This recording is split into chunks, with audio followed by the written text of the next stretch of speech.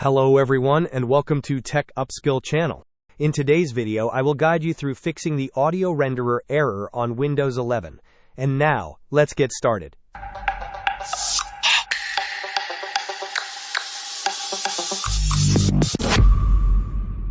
To resolve the audio renderer error on Windows 11, we will start by utilizing the built-in troubleshooter.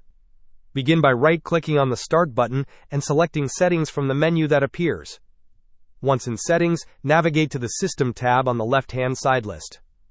In the right pane, locate and select Troubleshoot. From there, choose Other Troubleshooters. You will then see a list of troubleshooters. Click on Run, corresponding to the audio troubleshooter, and allow it to complete its process. If the troubleshooter does not resolve the issue, the next step involves updating your audio drivers. Search for Device Manager in the Windows search bar and open it. In the Device Manager window, expand the list for audio inputs and outputs.